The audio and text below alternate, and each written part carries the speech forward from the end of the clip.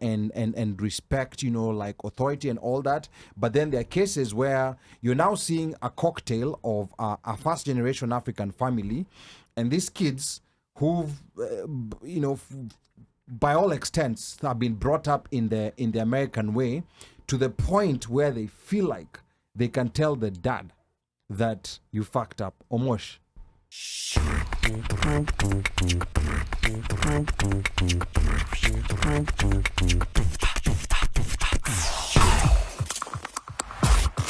In this studio, we don't live with our mothers and fathers. Mm-hmm.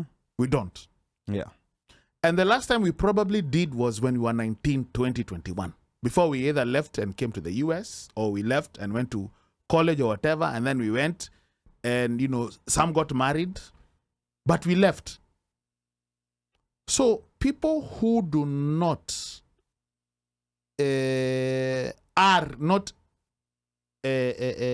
important in decision making between whatever happens up there should not in any way, shape, or form be included in your decision making.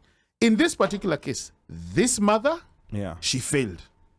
Why would you say she failed? And by the way, this thing has been happening for a while. This thing, it did not just start the other day. Mm-hmm.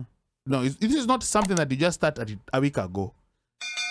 This is something that has been going on for years, meaning the mother knew, okay, and the mother conditioned the kids. Because for the kids to come out with that confidence and tell you, Omosh, Bandio, telling your dad, you fucked up. I want... Dad? No, listen. Yeah. Dad, you fucked up. How many of us, even at this age, my age, okay, sorry, Omosh, even Omosh at his age, is not going to say, Dad, you fucked up. Rest in peace to himself. But I'm just giving, I'm providing context. Yeah, let's pause here. Let's pause here. Let me breathe. Let's also acknowledge that there's a clear cultural difference sometimes. I mean, this was a bit too far. Telling your dad you fucked up, that's a bit too far. But there's a clear cultural difference sometimes from African kids who have been brought up over here. Like yes, where you see sometimes the mannerisms in which the kids talk to their parents in terms of challenging them, in terms of saying, no, I don't feel like doing this. It's different, like back home, or rather back in Africa most of the time, we would never question, like anything that our parents tell us, even when they were wrong, like even in situations where we actually needed to tell the parent that maybe we could have done this in another way. We would always be quiet, and that's and I think that adds to the shock factor.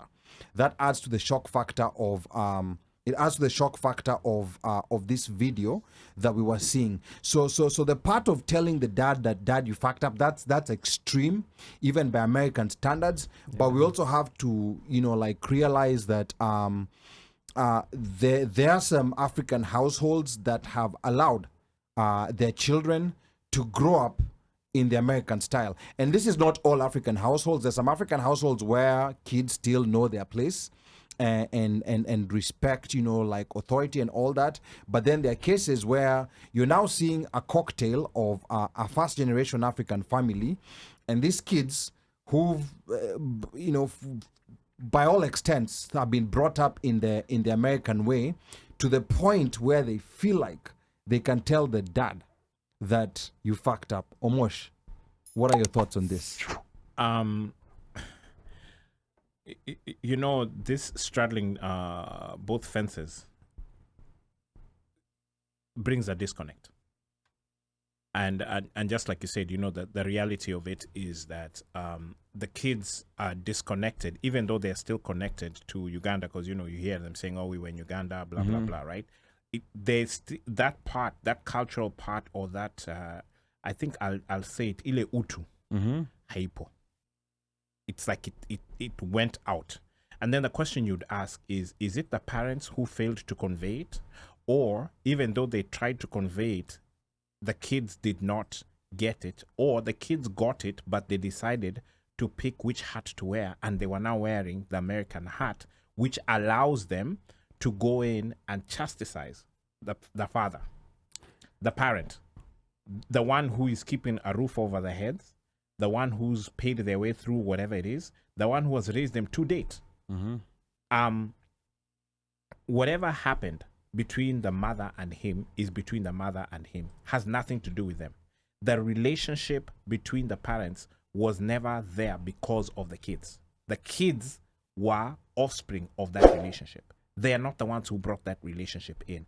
So there's no way, no how that they would even attempt to get into this relationship, because they can't even start to understand how this thing came together. They came together, or these kids came to being when the parents were together. They don't know what which miles these two have walked. And for this guy to step out or do whatever it is that he has done, the one person who would be able to pull him over about this would be the mom. The mom. Yeah. With the mom keeping quiet and endorsing the kids, for one, handling the father's phone, two, reading through it, going through it, and doing whatever it is. That's very disrespectful. She should have been the one to curtail this. Yeah. Even if she was trying to make a point or teach whatever, it doesn't matter. To me, you cannot teach that. There's no teaching that. Even if it's saying, look what your father has done, this is what you do not want your spouse to do for you, or yada, yada, yada. You can relay that without breaking the man down in front of his kids, in his house. All of you would be gone. Now,